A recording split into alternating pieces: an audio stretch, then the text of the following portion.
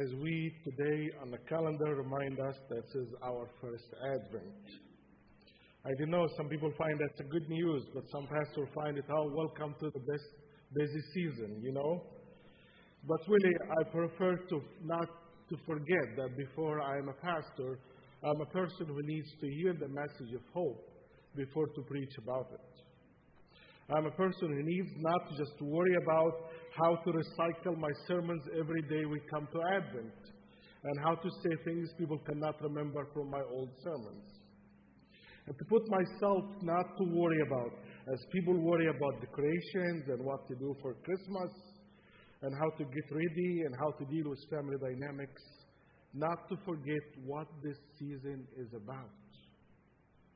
While we get busy about preparation, when we forget why are we celebrating and whom are we celebrating?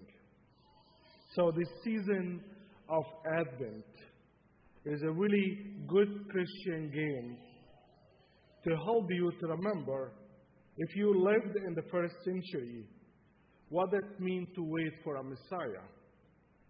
And today we know we are playing the game, but we know the result. So it's not that much fun when you have no idea about the result. Think of watching your favorite, if you are a Vikings fan or whatever game you like, But if you watch a replayed game, is it the same fun like if you are watching really and you have no idea about the result?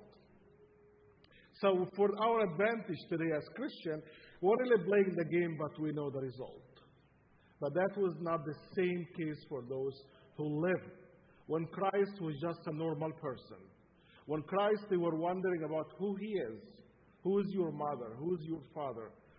People were still figuring out this guy. They were not worshiping Him as, oh, Jesus Christ or, oh, Emmanuel. Nothing. He was a very regular guy. He's actually under a lot of pressure. So when the church tried to help us to play the game, it's tried to give us some of the taste, the meaning of hope, even when we have no idea what is really coming out. We do not know the end of the story of this little boy and this mother and this wonderful story, but we have no idea about the conclusion. So waiting is really a process that all humans go through. When we talk about Advent, we're talking about people who are waiting.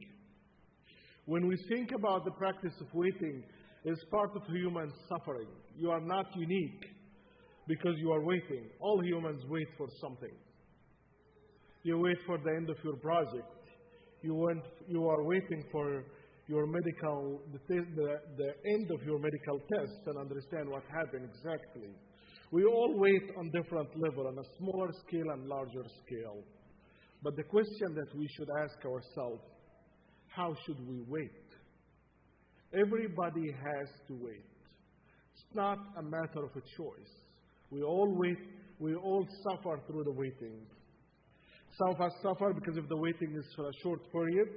But if you're waiting for something that you're eager to and gets longer and longer, the suffering turns against you. So while we're waiting, the question for us today as Christians, in which way we wait? Are we waiting as anxious people? Are we waiting really with trying to hold ourselves, understanding that we are not alone?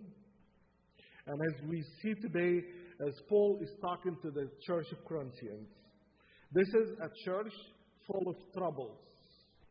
You do not see that in the beginning, but if you keep reading through the Corinthians and you go on and on and on.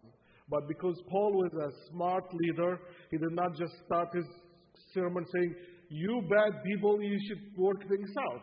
He starts saying, let's look at the good things first. I thank God for you. You've been so good. Let's just try to cool things down. He's not lying. But he said, before you show them the negative side, you need to remind them they have something good too. Before you show the sword and you look like somebody who's coming to cut the bad things off, you understand, no, you really have a lot of good things. And I recognize it and I see it. So you may see all this beautiful introduction when he's telling them about the fellowship, how to be a good Christian, how to be saints. But if you read longer, you will find there was a lot of fight in this church. Was a lot of self-worshipping things. This church is full of spirit work. This is the church full of the spirit gifts, like they speak in tongues, they do miracles, they tell you about the future, they do all these wonderful things. They can speak any languages without knowing, need to go to school and learn many languages just in a second. So out of these wonderful, magnificent gifts, you think this church will be a wonderful reflection of Christ. Actually, this church became a big place for fight. They were fighting who is better. They were fighting I did not like my gift, I want to take this gift. This one is better. I like this really, the guys who stand there and speak in tongues in all languages in 1 second. I want this one. I didn't like just to go and be serving in the back of the church. I didn't like to do things, and I just want these beautiful things. Oh, what about people who tell you about the future? They need to tell you what's going to happen in future. So how they minimize God's gifts. And instead of remembering that God's shining through them, they close God's light and they try to shine through themselves. So this is the background of what's happening, was this beautiful introduction of Paul telling them how to be a good Christian. But later he will be very clear about what they need to do. It's okay. This is part of the season to remember Christ was a child like this. So we have no problem with that. So thank you for having your children in the service.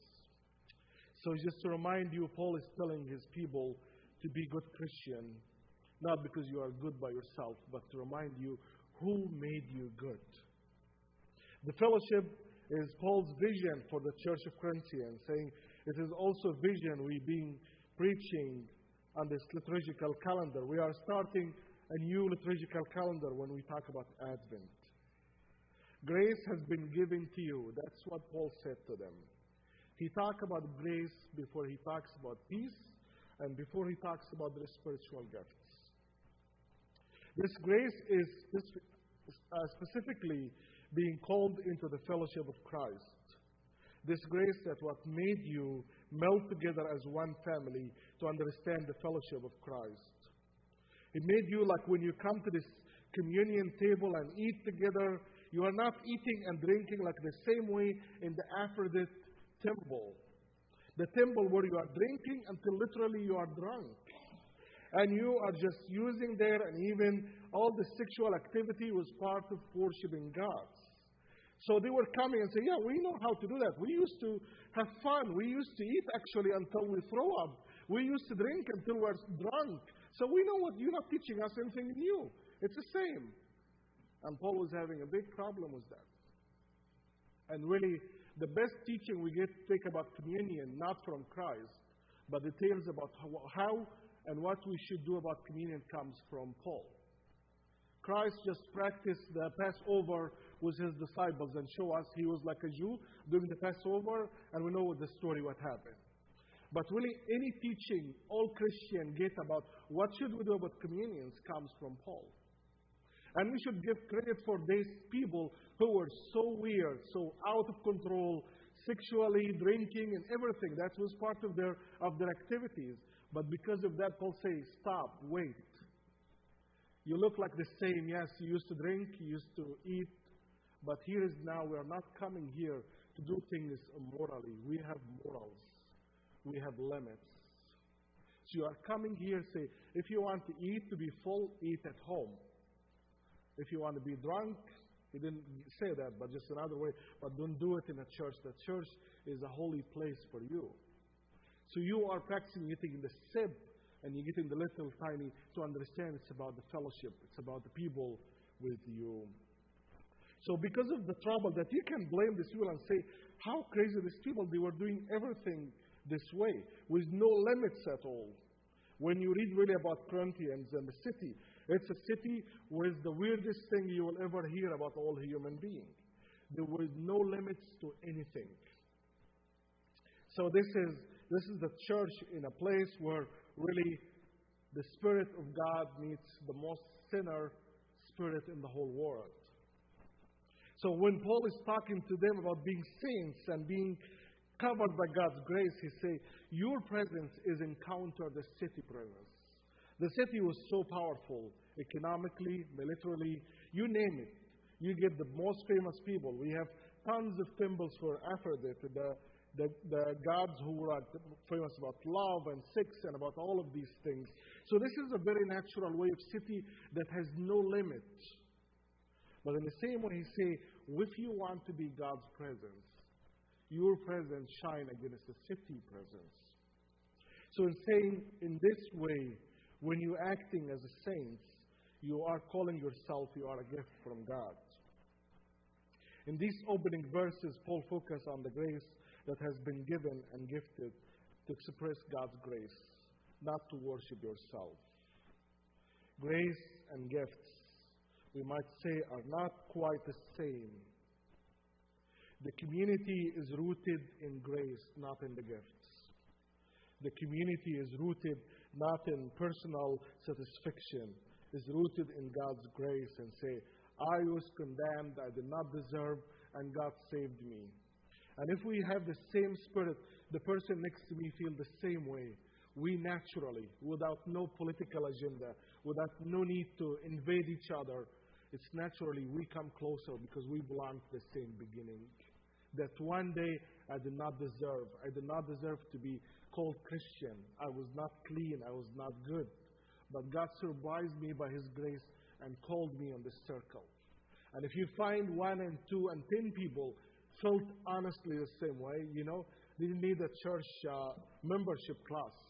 They will get closer and feel they are bonded by the same feeling, the same way of feeling. I did not deserve it, but God surprised me. And when you have that, this is the strongest glue you will make people to come together when they are coming from this ground. But when somebody the other feel like, no, I was really clean and I came to Christianity. I didn't need much to be clean. I was already good. I did not drink. I did not do all these bad things. So I already was good. I was like 99%. I just need the 1% that Christ did, These people will have a problem because they already established coming into the fellowship in a differently high rank. They will always in themselves feel like there is something in them better than others. But those who feel like they cannot even meet the minimum, they're even beyond, they're even below. When they start this way, this is the people that you can build a good church and a future on. Because they are not going to worship themselves. They're going to say, I was ashamed, I was shy of myself, and God surprised me. And the same person next to me feel the same. Then we come and say, come, welcome to these people who feel they do not deserve God's love, but God surprises all together. So this is what he was saying. You guys are running on the show off of who is doing what, who is better and what. But you forgot who brought you here, who opened the door for you. All of you do not deserve even to come to God's presence. So just he's taking them back. Yes, first he was very wise and decent man to celebrate the good things about them. But he's trying to take them back to what makes you Christian. God's grace. Where are you rooted? Are you rooted in yourself or in God's love? It is in our natural that we like to celebrate ourselves. But Christ challenged us to say, think of others, not only of yourself. Always care about those who are next to you.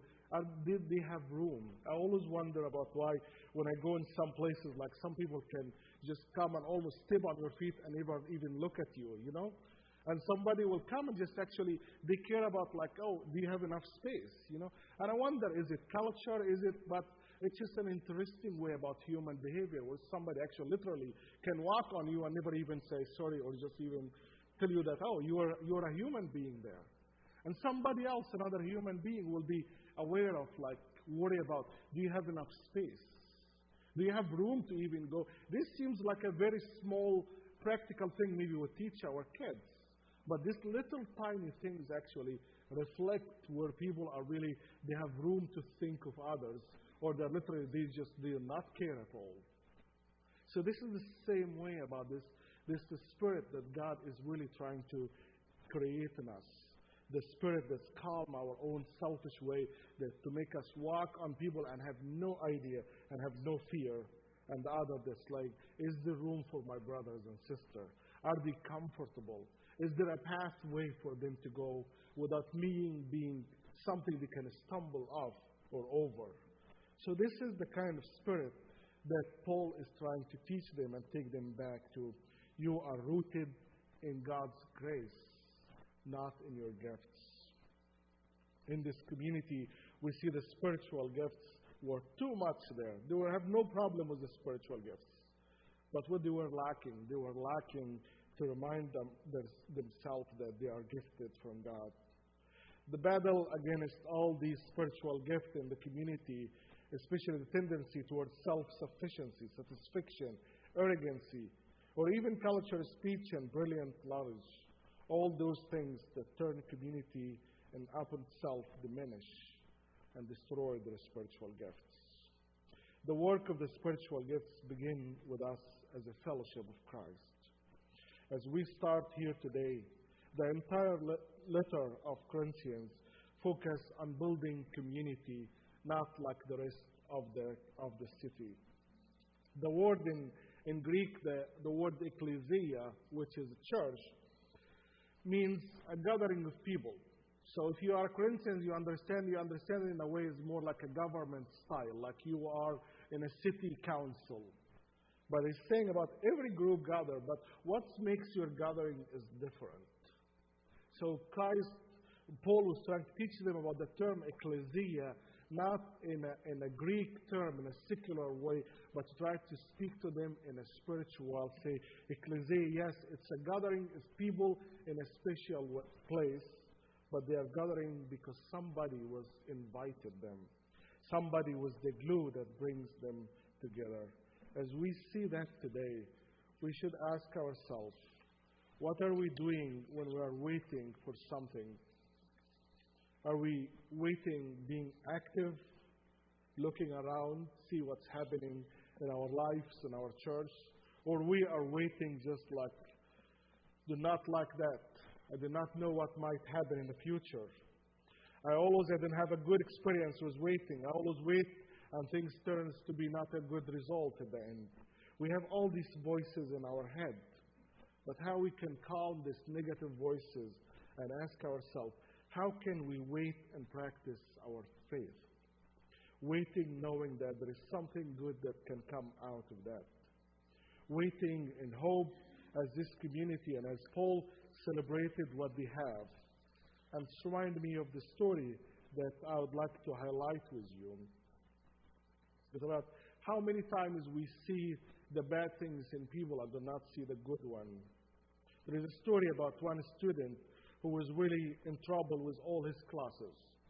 And they have to bring a special counselor to talk to him and see, what's wrong with you? All your grades are very bad in the school. So, and the counselor started to really gather good information about the student and start to tell him.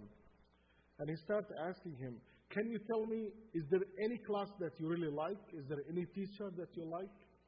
And the student takes a long time. He said, no. And then he said, no, I think there is one teacher really, sometimes I admire her work. And he told them, why do you think this teacher is your favorite one that you think is working things out with you? He said, because this teacher did three things that's really helped me to think that I can do better.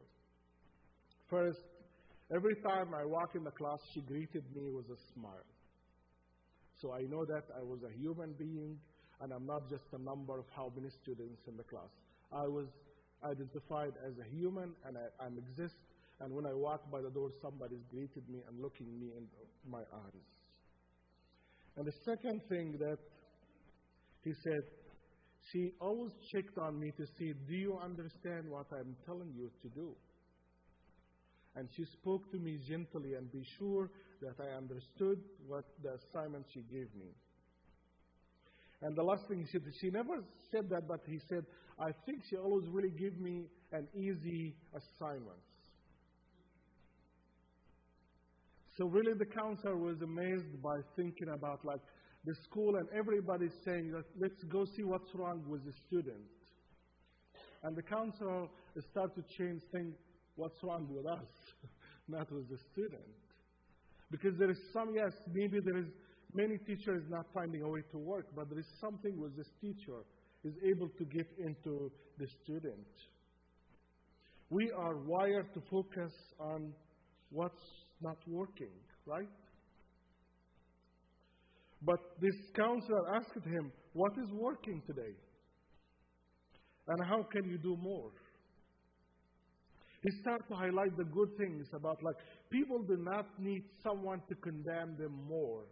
They are very good at that. We can condemn ourselves. We can put ourselves down.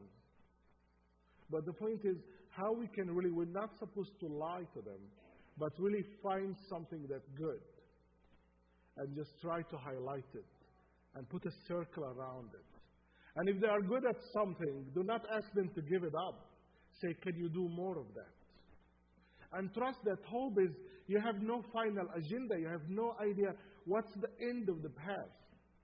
You have no idea what's going to be.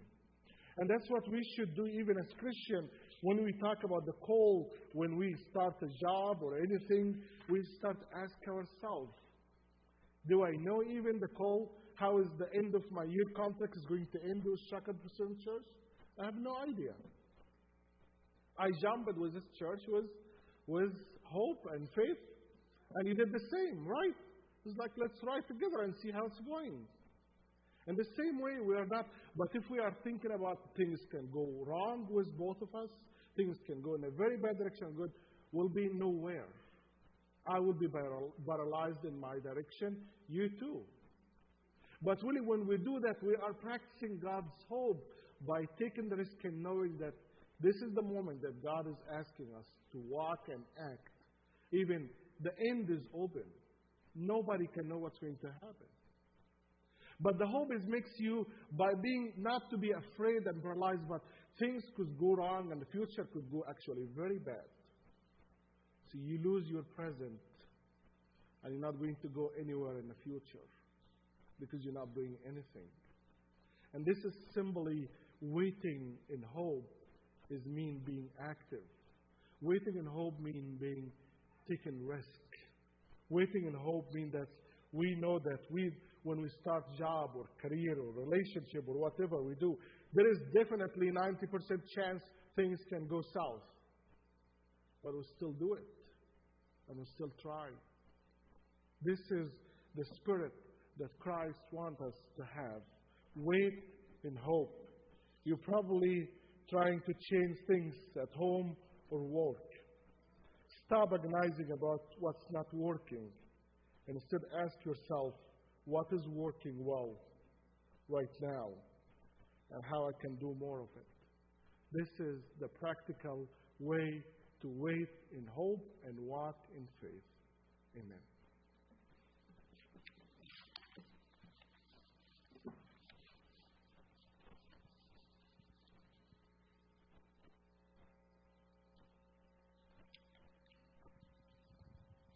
If anyone